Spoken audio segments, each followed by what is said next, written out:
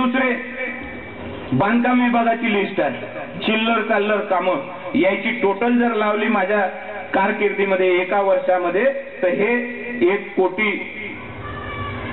1,29,820 रुपयाचे टोटल विकास कामं 4.5 कोटीचे झाले तरी कामच करत नाही.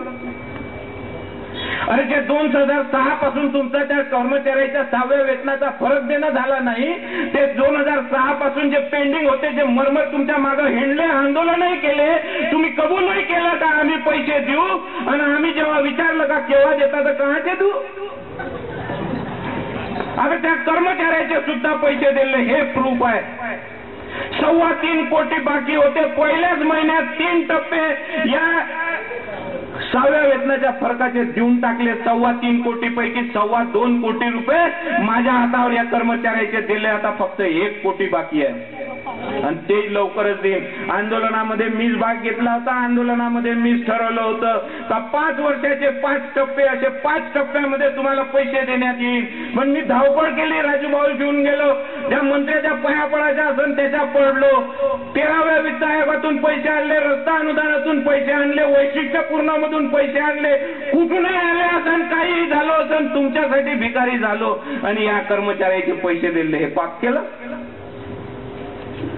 याच्यानंतर मी बोललो होतो आपल्या भाषणामध्ये आणि प्रत्येक भाषणामध्ये बोलत होतो का माझ्या बापानं 500-700 लोक या म्युनिसिपाल्टीमध्ये नोकरीवर लावले तर माझी ताकद आहे म्हटलं होतं का मी बी 100-150 लावू शकतो. जमतेम 1 वर्ष झालंय, 27 शिक्षक लावले त्याची लिस्ट आहे माझ्याकडे एका वर्षात, आणि 27 एवजदार लावले त्याची लिस्ट आहे. 27 जुने किती होते? 54 जण तर लागले. अजून 4 वर्ष बाकी आहे. मला तुमच्यावर भरोसा आहे, द्यान ना. मी बिना प्रूफचं काहीच बोलत नाही.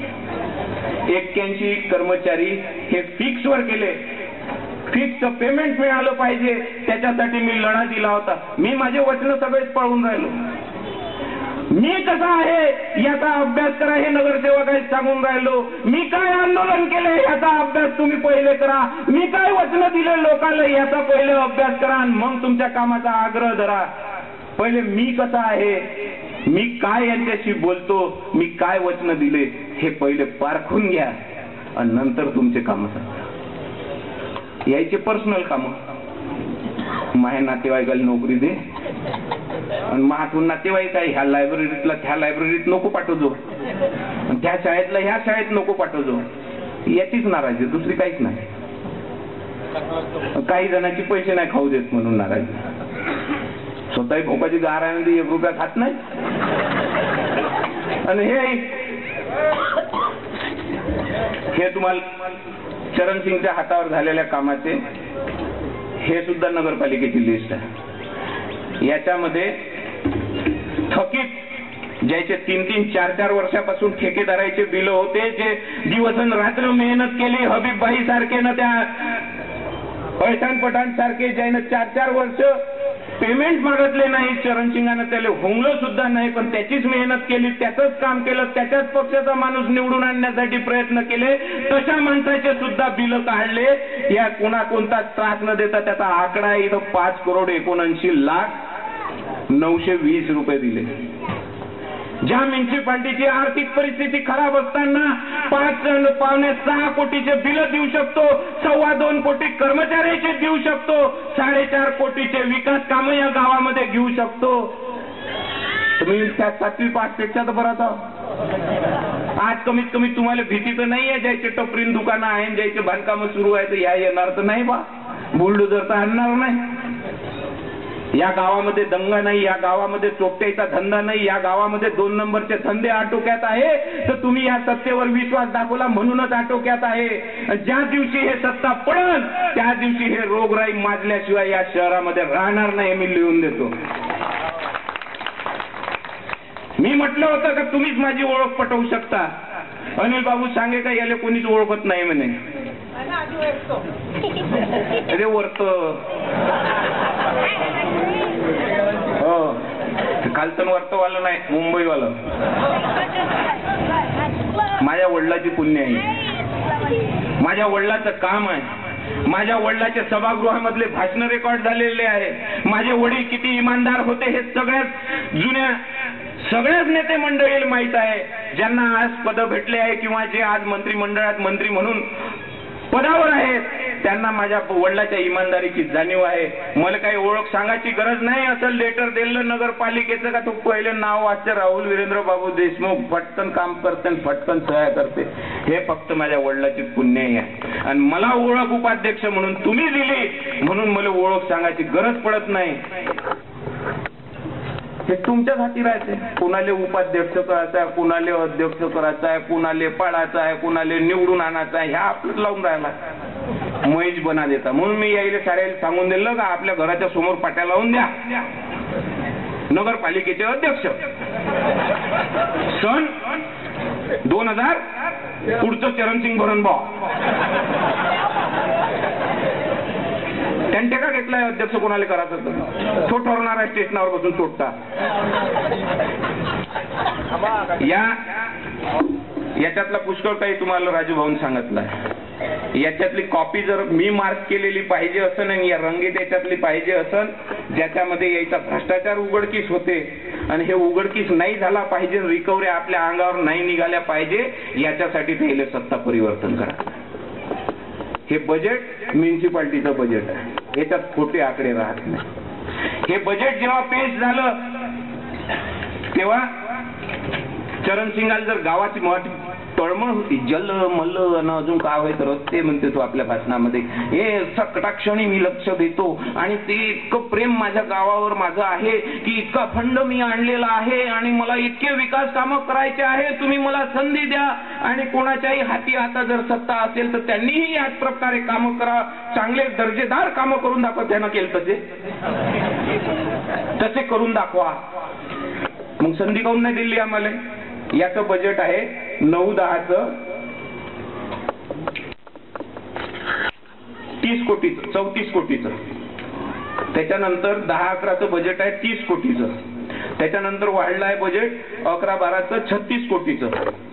आणि त्याच्यानंतर यानं बजेट म्हणजे आमची कारकीर्द लागायची होती, बजेट तो पेश करणार होता. कारण तो पडल्यावरही तिथं म्युन्सिपाल्टीत आपले कागदाची हेरफेर थांबवासाठी गेला होता, काही मिटिंगा घेतल्या होत्या आणि हे बजेट त्यानं पेश केलं. जे आम्ही पाळलं ते बजेट त्यानं 10 कोटीनं कमी केलं, 28 कोटीवर आणलं, 38 कोटीचं. हे त्यानं बजेट पेश केलं.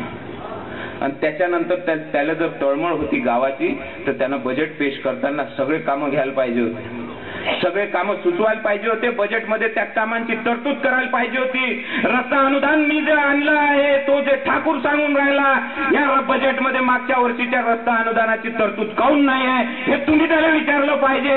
तोट्या फोकणाऱ्या मारणं बंद कर म्हणा. हे कागद बोलते आणि कागद कधीच खोटं बोलत नाही, हे सत्यच बोलते. 28 कोटीचं मागच्या वर्षीचं बजेट आज 75 कोटीपर्यंत केलं. ज्या दिवशी मी पंचशील सभा विहारामध्ये जेव्हा सभा घेतली त्या दिवशी मोळक साहेबाचा फोन आला का रस्ता अनुदान आणि वैशिष्ट्यपूर्ण मध्ये तुला 50-50 लाख रुपये दिले, म्हणजे ते बजेट आज 76 कोटीवर गेलं. आणि कालच्या दिवशी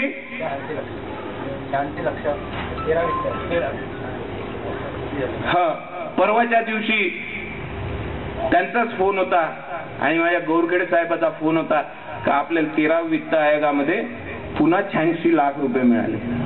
मग हे किती झाले? जवळपास राऊंडच पकडून आपण लाख एक पकडूच ना, कोटीतच बोलू, श्रीमंत झालो ना आपण. 77 कोटी. आणि काल माझी टीम सीओ गौरखेडे इंजिनियर आणि आमचा जो 1 लाखात ठरवलेला इंजिनियर तो दिल्लीला मीटिंग मध्ये गेला आहे आणि तिथं जवळपास सिव्हर लाईनचं प्रोजेक्ट हे 5-6 कोटीनं अजून वाढणार आहे. म्हणजे जवळपास 80 ते 82 कोटीचे विकास कामं इथं होणार आहे. म्हणून याच्या तोंडात पाणी येऊन राहिलं आहे. साला खाने को नहीं मिल रहा, कैसा चलेगा अपना घर. 80 कोटीत लाळ टपकते ना. सीधा सीधा हिशोब आहे. 80 कोटीचे 10 लाख म्हणजे किती होते रे? 8 कोटी. 8 कोटी 2 कोटी फेकले याच्यावर, इकडे तिकडे न्यायालयात काय फरक पडणार आहे त्याला? याच्यासाठी हा खेळ सुरू आहे आणि हा खेळ मोडीत काढणं हे तुमच्या हातात आहे. तुम्ही या गावाचे मायबाप आहात. तुम्ही ठरवणार आहे अध्यक्ष कोण राहणार आहे, तुम्हाला ठरवायचा आहे सभापती कोण राहणार आहे, तुम्हाला ठरवायचा आहे उपाध्यक्ष कोण राहणार आहे, तुम्हाला ठरवायचा आहे इथं अध्यक्ष कोण राहणार आहे. हे ठाकूर ठरवू शकते? हे उंकाचं लोंढ ठरवू शकते का? चोट्ट ज्यानं वन विभागाच्या जागेवर स्वतःची शाळा बांधली हे ठरवू शकते? ज्यानं वन जमीन सोडली नाही सरकारची ते ठरवू शकते? ज्याच्या शाळेमध्ये एक बुजुर्ग म्हातारा माणूस रिटायर झालेला शिक्षक आहे, तो माझ्याकडे आला होता, या पेन्शन नाही देऊन राहिला म्हणे मला, तुम्ही याच्याशी बोला. त्याला बोलावलं मी, काही याची पेन्शन काऊन नाही देत, यानं 24 वर्ष तुझ्या इथं घासली, त्याचा मोबदला त्याला मिळाला पाहिजे, त्याला पेन्शन मिळालीच पाहिजे, तर तू काऊन नाही देत? माझ्या आलेच नाही म्हणे. तुम्ही म्हटलं आता करून टाकतो म्हणे. आज ते बाबाजी पुन्हा आले होते माझ्याकडे, अजूनही दिले नाही. दुसऱ्याचे पैसे द्यायची नेतच नाही. स्वतःच्या लहान भावाच्या बायकोला नोकरीवर लावलं तिथं शाळेत. स्वतः पांडवचा मित्र असला म्हणजे स्वतः भाऊ तिकडे पांडवच्या कॉलेजमध्ये, हे स्वतः पलीकडे काहीच विचार करत नाही. आणि हे जे सांगते खोटे का इंजिनियरला सांगून ठेवलाय, अधिकाऱ्यांना सांगून ठेवलाय राहुल भाऊनं का मला विचारल्याशिवाय जेसीबी न्यायचा नाही, मला विचारल्याशिवाय टिप्पर न्यायचं नाही. तर हे सारा खुलासा यायनं केलाय का? यायला विचारच नाही लागत, चोराईला विचारा लागते. पण कारण समीर उमप सुद्धा आदेश देत होता काळे साहेबाला का मला जेसीबी पाहिजे, मला टिप्पर पाहिजे, मला मुरुम पाहिजे. तेव्हा जेसीबी मुरुम पंचवटीमध्ये जात होता. पण माझ्या हे निदर्शनास आलं का ते रस्त्याच्या बाजूला न टाकता किंवा रस्ते न बनवता कोणाच्या अंगणात मुरुम टाकणं सुरू होता, कोणाचे पायवे भरणं सुरू होते. म्हणून मी त्या कर्मचाऱ्याला आदेश दिले का एक चोराईचा फोन आला तर मला विचारल्याशिवाय गाडी नाही पाठवायची. म्युन्सिपाल्टीची प्रॉपर्टी आहे, नागरिकाचा पैसा लागलाय, दुसऱ्याचे पायवे भराले, रस्ते अंगणात मुरुम टाकाले, या गाड्यानं टिप्पर नाही आहे. चुकीचं आहे? अरे तुम्हाला तुमचे पायवे भरायचे आहे, तुम्हाला मुरुम टाकायचे आहे, तर तुम्ही आपल्या पैशानं आणा. म्युन्सिपाल्टीच्या भरोश्यावर काही घर बांधकाम करू नका. चुकीचं आहे हे सांगणं. हे एक बंड आहे, डॉक्टर बंड, त्याला दिला मी दंड असं म्हणते, मी नाही दिला.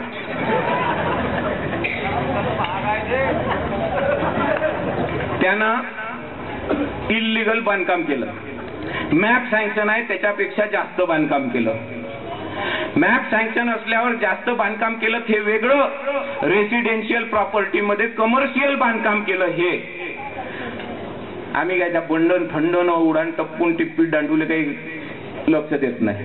तू एक चिल्लर डॉक्टर आहे माझ्या मते, आणि चिल्लर माणसाकडे लक्ष देणं आपल्या स्वभावाला सोबत नाही. एका कोणतरी टाटे साहेबांना का कोणतरी त्याच्या बांधकामाची कंप्लेंट केली, ते कंप्लेंट सीओकडे गेली, सीओनं त्याच्यावर MRPTPची केस केली. हे त्याला माहीत झालं तेव्हा डॉक्टर घाटे साहेब या बंडले घेऊन माझ्या घरी आले. काही हे कसं काय झालं म्हणून.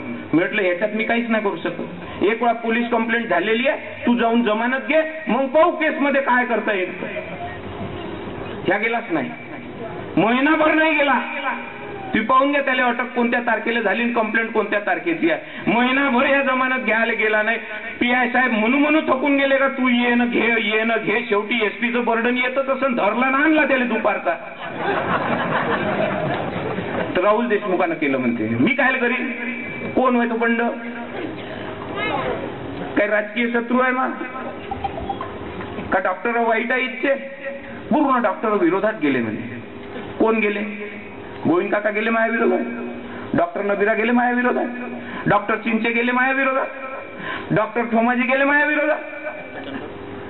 अरे ज्याचं फक्त कापण्याचा धंदा आहे, जे पैसे कमवासाठी इथं कोणालाही प्लॅस्टर लावते, कोणाचेही फोटो कापते, हेच डॉक्टर माझ्या विरोधात आहे. आणि हे पहिल्यापासूनच आहे, नावासकट माहित आहे. डॉक्टर साहेब सावरकर साहेब माझ्या म्युन्सिपाल्टीमध्ये एक चिल्लर काम नालीचं सांगायला आले. त्याला प्रकार माहीत झाला. डॉक्टर साहेबांनी माझ्या खांद्यावर हात ठेवला, बेटा चिंता करू नको म्हणे, आम्हीच पाहतो म्हणे यायले. म्हणजे हाच तर विश्वास पाहिजे. मी ज्याच्यासाठी झटतो, मी ज्याच्यासाठी काम करतो, त्याला माझ्यावर विश्वास पाहिजे, तर मी मला काम केल्यासारखं वाटणार आहे. तुमची संतुष्टी नसन आणि तुम्ही म्हणत असाल तर मी आजच माझ्या पदावरून राजीनामा देतो, जाऊ द्या या चोपट्याच्या हाती. पुन्हा हे करायचं आहे का हे तुम्हाला ठरवायचं. मी आपल्या ऑफिसमध्ये सतत ड्रॉवर मध्ये माझा जाहीरनामा ठेवतो. काय म्हटलं होतं मी इलेक्शन मध्ये तुमच्या समोर भीक मागायला त्याच दिवशी, ज्या दिवशी मी या जाहीरनाम्यामधले 70 ते 80% कामं करीन. नाही तर पान खाऊन ठोकून दे जा, नाही तर जोडा मार जा म्हटलं. आणि हे केव्हासाठी म्हटलं, 5 वर्षात करीन. मी काही जादू टोना करणार नव्हतो, काही एका वर्षात पूर्ण नगरीचा कायापालट करणार नव्हतो. तरी पण या वर्षामध्ये जेवढे टिक मार्क केलेले आहे, जवळपास 21 कलमांपैकी 17 का 16 कलमा कंप्लीट होऊन गेले आहे. आणि मी आजच तयार आहो इलेक्शन लढायला जाहीरनाम्याप्रमाणे. 70-80% तर कामं होऊन गेले आहे. ठोकणाऱ्या लिहिलेलं नाहीये. आययुडीपीचा तिथचा ट्रान्सफरचा रेट कमी करीन हे म्हटलं होतं, तो केला. दुकानाचा रेट कमी करीन ट्रान्सफरचा म्हटलं होतं, तो केला. शाळा सुधारीन म्हटलं होतं, ते शाळा सुधारण्याचे प्रयत्न करून राहिलो. कॉम्प्युटर लावण्याचे प्रयत्न करून राहिलो. जिथं खोल्या गळत असेल तिथं स्लॅब टाकायचे प्रयत्न करून राहिलो. ज्या इंटर स्कूल कॉम्पिटिशन होत होत्या आधी बाबांच्या काळामध्ये, ज्या बंद पडल्या होत्या त्या पुन्हा सुरू करण्याचा प्रयत्न केला. आणि एका शाळेमध्ये त्या कॉम्पिटिशन फिरवणं सुरू करणार होतो. जसं आपण 11 नंबर मध्ये रंगरंगोटी त्या शाळेची केली, तिथं डेस्क बेंच दिले, तिथं ग्राउंड सुधरवलं. तेव्हाच जाहीर केलं का आता पुढची कॉम्पिटिशन हे 3 नंबर शाळेमध्ये होणार आहे. कारण जेव्हा कॉम्पिटिशन घेऊ तेव्हाच कामं होणार आहे, तेव्हाच तिथे डेव्हलपमेंट होणार आहे, तेव्हाच तिथं शाळा व्यवस्थित होणार आहे. या बारीक बारीक गोष्टीकडे माझं लक्ष आहे. कॉन्व्हेंटचा एक प्रश्न आहे. कॉन्व्हेंटची बिल्डिंग आपल्या मालकीची नाही. सर्व शिक्षा अभियानामध्ये शाळा नंबर 2ची बिल्डिंग बांधली, सर्व शिक्षा अभियानामध्ये हायस्कूलची बिल्डिंग बांधली. या 2 बिल्डिंगवर 3 शाळेचं लोड आहे. 3 शाळेचे विद्यार्थी तिथं शिकून राहिले. माझ्या डोक्यामध्ये हे आलं का आपल्या कॉन्व्हेंटचा विद्यार्थी हा दिवसभर शिकला पाहिजे, दिवसभर त्यानं शिक्षण घेतलं पाहिजे, कमीत कमी 5-6 घंटे त्याची शाळा असली पाहिजे. आणि या बिल्डिंगच्या अभावामुळे आपल्याला त्याची सकाळी शाळा ठेवावी लागते, ज्याची बिल्डिंग आहे त्याची शाळा दुपारची ठेवावी लागते. सगळ्या शाळा ह्या 5-6 तास चालल्या पाहिजे. चांगलं शिक्षण, चांगल्या दर्जाचं शिक्षण या शाळेमध्ये मिळालं पाहिजे. म्हणून माझ्या डोक्यामध्ये आलं का 7 नंबर जे पांडवले भाड्यानं दिली होती त्याचं भाडेपट्टी कॅन्सल करून खाली केली आणि तिथं हे शाळा यावर्षी नेईन आणि तिथं सगळ्या सोयी सुविधा उपलब्ध करीन. तिथं पहिलेच शाळेच्या खोल्या आहेत. त्यानं आपल्या प्रेस नोट मध्ये सांगितलं का तिथं काहीच सोयी सुविधा नाही. मी का पागल आहो का त्याला अंगणात बसवणार होतो विद्यार्थ्याला? नाही, काहीच ना पाठवत मी आता यावर्षी. तर माझ्या जीवावर येऊन गेली आहे. तुम्ही जसं म्हणाल तसंच करीन. नुकसान माझं होणार नाहीये. माझा मुलगा तिथं शिकायला जात नाहीये. मुलं तुमचे शिकायला जाते म्हणून मी तो निर्णय घेणार होतो. मी निर्णय माझ्या मताने घेत नसतो. मी मीटिंग बोलावणार होतो की त्या मीटिंग मध्ये पालकांचं मत घेणार होतो का काय करायला पाहिजे, KG1 KG2 नर्सरी इथं ठेवायची का, पुढची शाळा तिकडे न्यायची का, काय करायचं, काय या सगळ्या अडचणी सांगून तुम्ही जे म्हणाल तेच करणार होतो. मी माझ्या मतानं काहीच करणार नव्हतो. हे करता आलं असतं का नर्सरी लहान पोरवायचं ते इथं ठेवली पाहिजे तर बाकीची शाळा तिकडे नेली पाहिजे, काय त्याच्या येण्या जाण्याच्या सोयी करायच्या, ऑटो म्युन्सिपाल्टीनं लावले पाहिजे का गाड्या दिल्या पाहिजे, हे काय सोय करता आली पाहिजे हे तुम्हाला विचारणार होतो. उद्या जर CBSE पॅटर्न या शाळेमध्ये आणायचा आहे तर त्याच्यासाठी प्रशस्त इमारत असली पाहिजे हेही मला समजतं. या सगळ्या प्रयत्न मी करत असताना कोणी जर माझ्यावर गालबोट उचलत असन आणि दिवस रात्र मी तिथं बसतो, वेळेचं भान राहत नाही, 5-5 दिवस बायकाचे पोराचे तोंड सुद्धा पाहत नाही. इथं सकाळी 11 वाजतापासून म्युन्सिपाल्टीत गेलो तर 7 कसे वाजते काम करता करता हे सुद्धा समजत नाही. वार्डात मी काय बोललो होतो ते ऐका.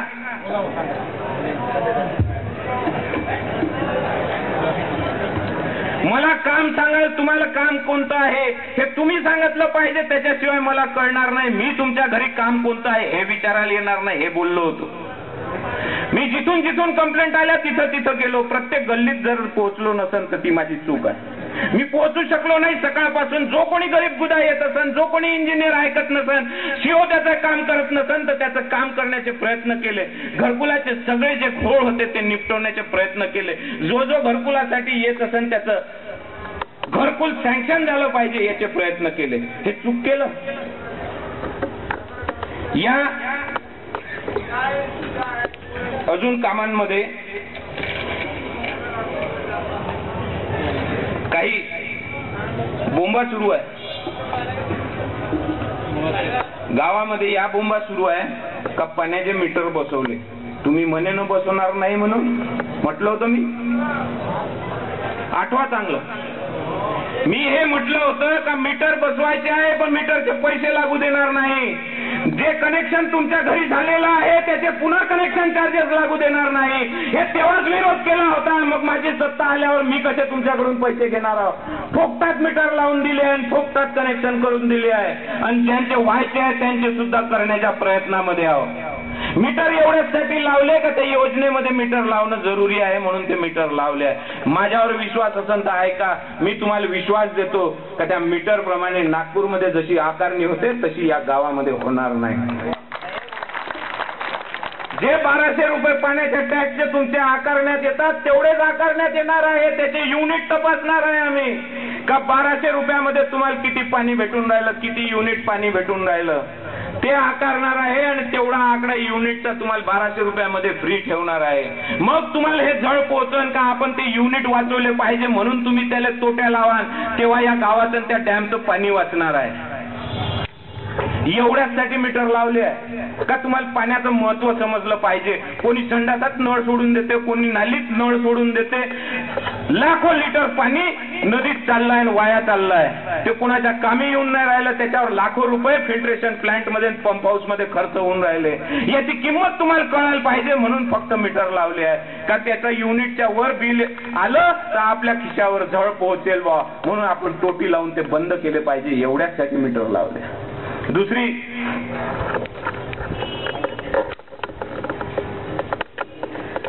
एक बोंब अजून आहे. टॅक्स वाढवले म्हणते. मी वाढवले टॅक्स का सरकारचा नियम आहे दर 4 वर्षाचं असेसमेंट व्हायला पाहिजे म्हणून. दर 4 वर्षानं असेसमेंट होते हे नियमात आहे. मी राहिलो काय अजून कोणी राहिलं काय हे 4 वर्षानं असेसमेंट होणारच आहे. तसंच आमच्या नशिबानं हे जे मागच्या वर्षी असेसमेंट व्हायला पाहिजे होतं ते याईनं केलं नाही. इलेक्शन तोंडावर असल्यामुळे हे याईनं करून ठेवलं डीएनकर साहेबांना. जेव्हा तो असेसमेंटचा ठराव घेत होता हे उठून उभे राहिले. पुढे इलेक्शन आहे काय तोंड दाखवा म्हणे लोकायले. हे असेसमेंट थांबवा म्हणे पुढच्या वर्षी कर्जात